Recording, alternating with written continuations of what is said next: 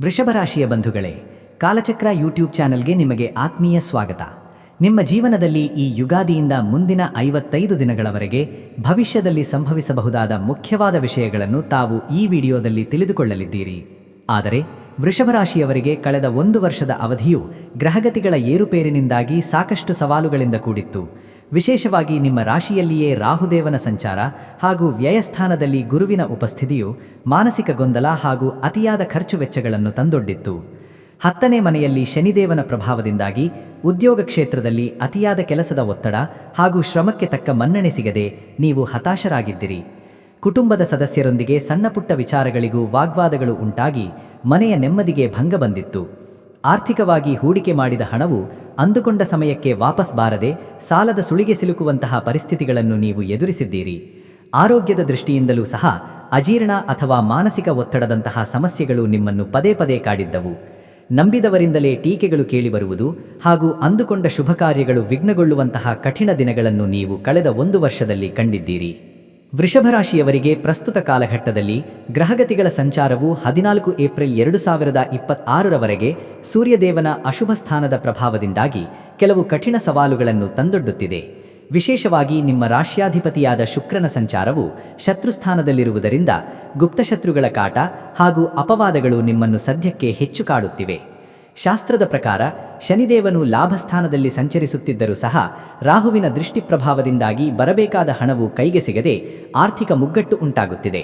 ಇದರಿಂದಾಗಿ ನೀವು ಮಾಡುವ ಪ್ರತಿಯೊಂದು ಕೆಲಸದಲ್ಲೂ ಅನಗತ್ಯ ವಿಳಂಬ ಹಾಗೂ ಅಡೆತಡೆಗಳು ಎದುರಾಗುತ್ತಿವೆ.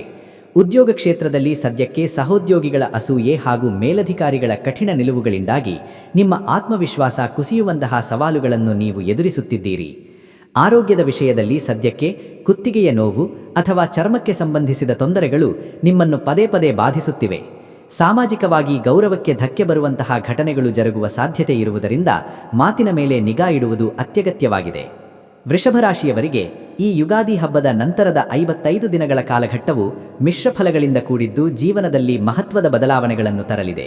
ಶಾಸ್ತ್ರದ ಪ್ರಕಾರ ನಿಮ್ಮ ರಾಶ್ಯಾಧಿಪತಿಯಾದ ಶುಕ್ರನು ಸ್ವಕ್ಷೇತ್ರಕ್ಕೆ ಬರುವುದರಿಂದ ಸೌಂದರ್ಯವರ್ಧನೆ ಹಾಗೂ ಐಷಾರಾಮಿ ವಸ್ತುಗಳ ಸೇರ್ಪಡೆಯಾಗುವ ಸಾಧ್ಯತೆಗಳು ಹೆಚ್ಚಿವೆ. ದೀರ್ಘಕಾಲದ ಆರೋಗ್ಯ ಸಮಸ್ಯೆಗಳಿಂದ ಮುಕ್ತಿ ದೊರೆಯಲಿದ್ದು ಹೊಸ ಉತ್ಸಾಹದೊಂದಿಗೆ ಕಾರ್ಯಪ್ರವೃತ್ತರಾಗಲು ಈ ಸಮಯವು ಅತ್ಯಂತ ಪ್ರಶಸ್ತವಾಗಿದೆ. ಉದ್ಯೋಗ ಕ್ಷೇತ್ರದಲ್ಲಿ ನಿಮ್ಮ ಕಲೆ ಹಾಗೂ ಕ್ರಿಯಾಶೀಲತೆಗೆ ದೊಡ್ಡ ಮಟ್ಟದ ಮೆಚ್ಚುಗೆ ವ್ಯಕ್ತವಾಗಿ ಹೊಸ ಉದ್ಯೋಗಾವಕಾಶಗಳು ಅಥವಾ ಬಡ್ತಿ ಲಭಿಸುವ ಶುಭಯೋಗಗಳು ಗೋಚರಿಸುತ್ತಿವೆ. ಕೌಟುಂಬಿಕವಾಗಿ ಅವಿವಾಹಿತರಿಗೆ ಕಂಕಣ ಭಾಗ್ಯ ಕೂಡಿ ಬರಲಿದ್ದು ಮನೆಯಲ್ಲಿ ಮಂಗಳ ಕಾರ್ಯಗಳು ಜರುಗುವ ವಾತಾವರಣ ನಿರ್ಮಾಣವಾಗಲಿದೆ. ಆದರೆ ಇದೇ 55 ದಿನಗಳ ಅವಧಿಯಲ್ಲಿ ರಾಹುದೇವನ ಸಂಚಾರದಿಂದಾಗಿ ಕೆಲವು ಸವಾಲುಗಳನ್ನು ಎದುರಿಸಬೇಕಾಗುತ್ತದೆ.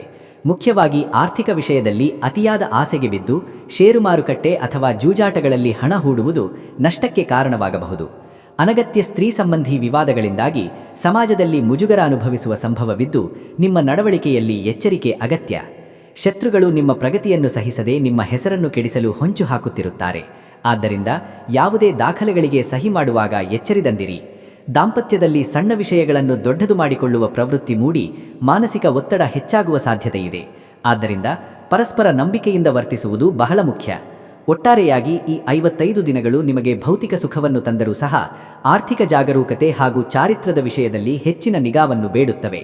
ವೃಷಭರಾಶಿಯವರಿಗೆ 2026ರ ಯುಗಾದಿಯಿಂದ ಮುಂದಿನ 55 ದಿನಗಳವರೆಗೆ ಪಾಲಿಸಬೇಕಾದ 3 ಮುಖ್ಯ ಶಾಸ್ತ್ರಾಧಾರಿತ ಪರಿಹಾರಗಳು ಹಾಗೂ ಅವುಗಳ ಪ್ರಯೋಜನಗಳು ಇಲ್ಲಿವೆ.